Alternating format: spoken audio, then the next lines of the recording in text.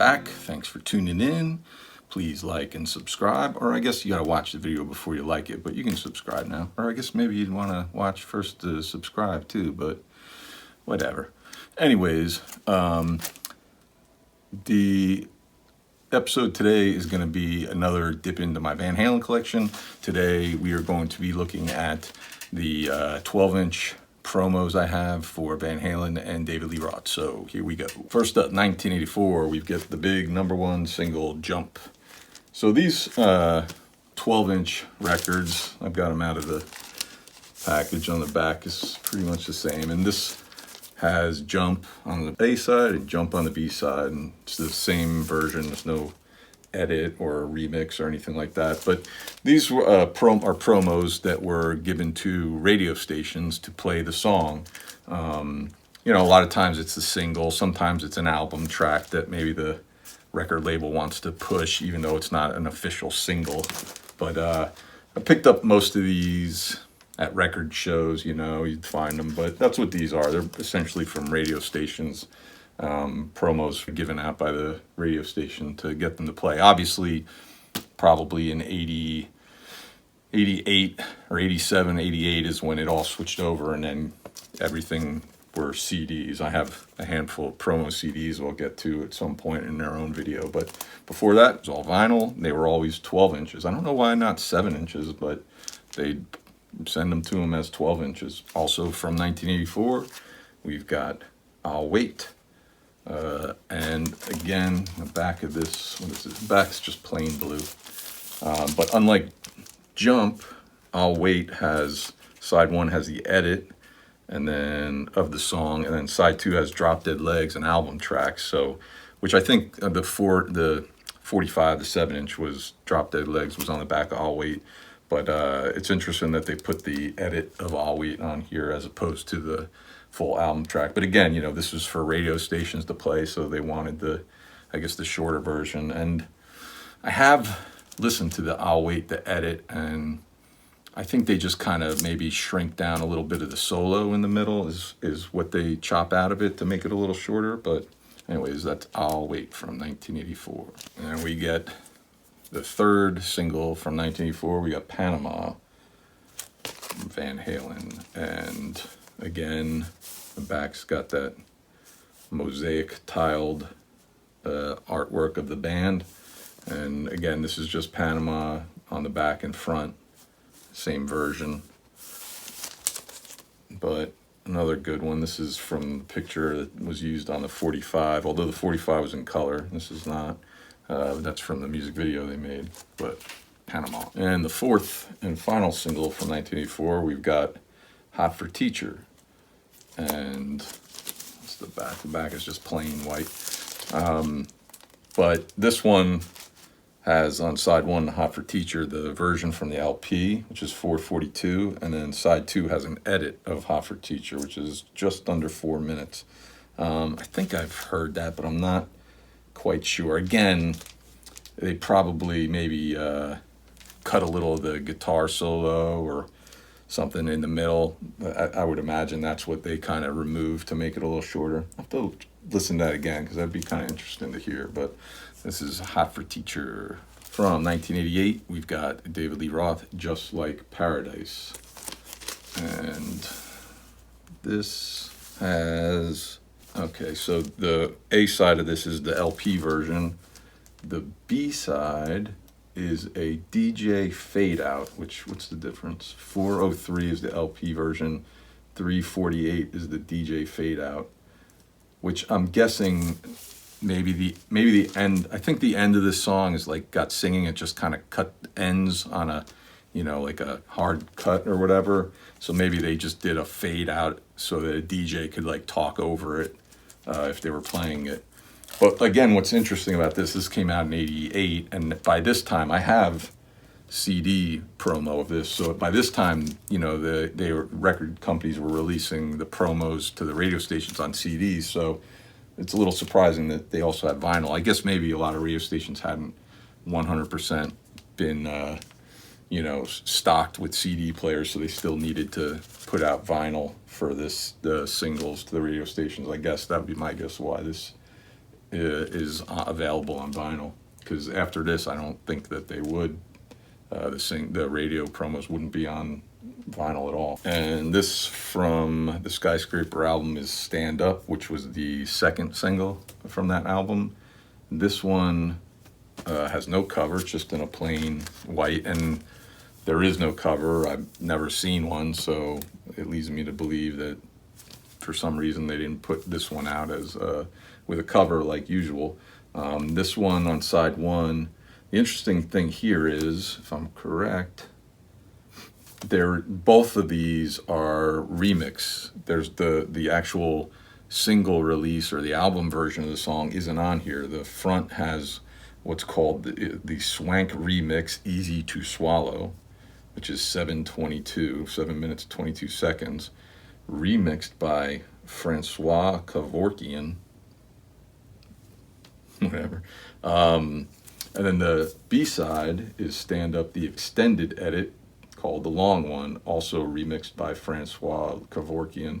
That's 7:31. I mean, 10 seconds longer. I don't know why that's the long one, but anyway, kind of interesting. I mean, I don't like this song very much. It's just kind of very synth-driven, and which is okay, but it just, I don't know, wasn't crazy about it. Certainly not at the time. And I know I've heard these, I think, before, but you know, I'm not crazy about the song, so it's nothing really that I've gone back to, but kind of, you know, interesting. Stand Up, the extended remixes by Francois. From 86 and the Eat 'em and Smile album, we have Yankee Rose, David Lee Roth, Yankee Rose.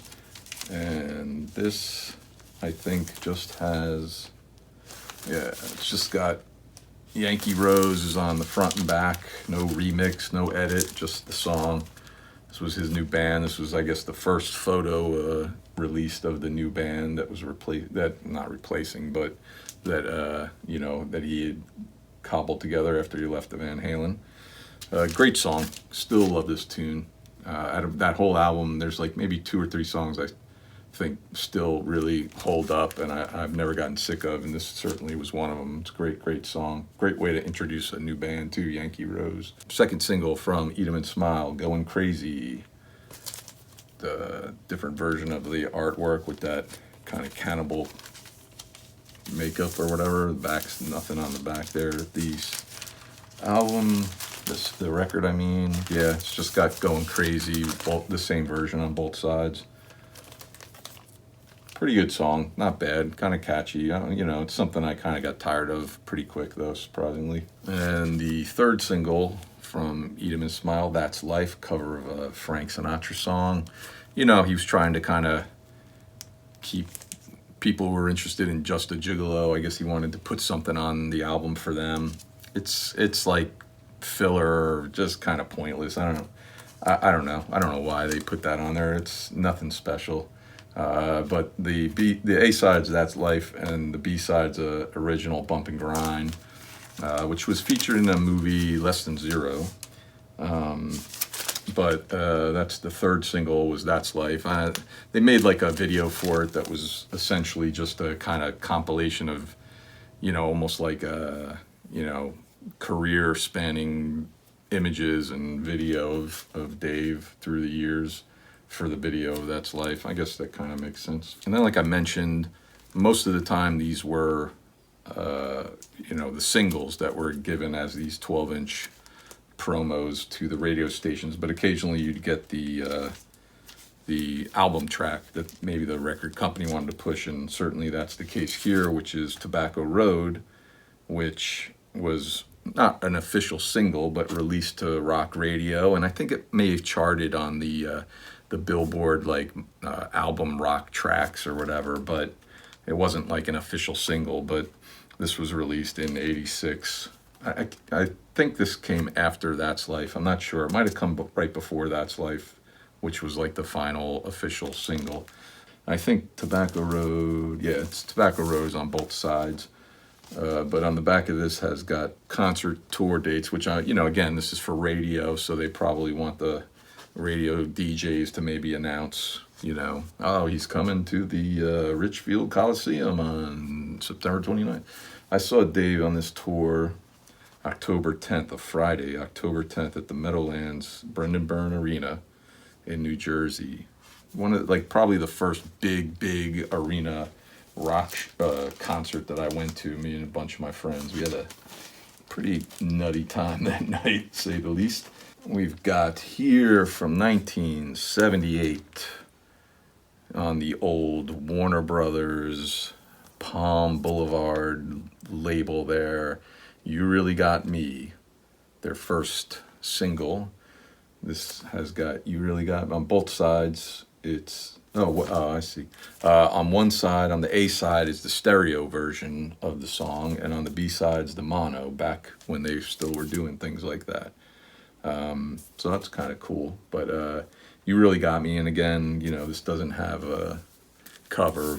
Back in the 70s, late 70s, it wasn't a given that a single would have a picture sleeve, and if the 45 had a picture sleeve, maybe this would too. But again, in the 70s, it was probably pretty generic. Things were being done pretty generic, so it was just slap it in a regular old cardboard sleeve and send it off to the radio station.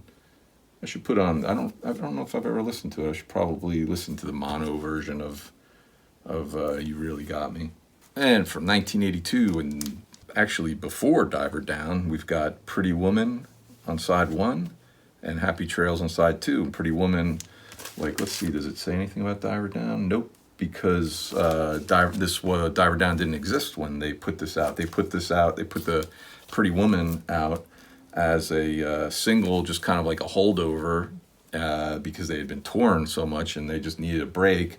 But to kind of keep their name in the radio play and everything like that, they decided to go in one day and cut a cover, and they chose Pretty Woman, and then they just did a goofy little throwaway cover of Happy Trails to give it a B-side. But they put this out in 82, and then lo and behold, Pretty Woman single takes off and goes into the top 20, and then the record label says, well, hey man, we want an album to feed off of the success of this single. So that's what sent the band in to the studio right away to record Diver Down. So like I said, this doesn't, usually on the label, on this, it would say from the album Diver Down or whatever, but this doesn't, because like I said, at the time, Diver Down did not exist. So cool. Pretty Woman, I think on the back, nothing on the back. Anyways, that's Pretty Woman, and then the back, Happy Trails. And what's interesting here is, I don't know if on the 45 Pretty Woman has the intro Intruder, but it's obviously wasn't recorded yet, so it's not on this, but pretty wild. So that's it for my promo singles for Van Halen and David Lee Roth. And by all means, now you can if you like this, and subscribe, and we'll see you next time.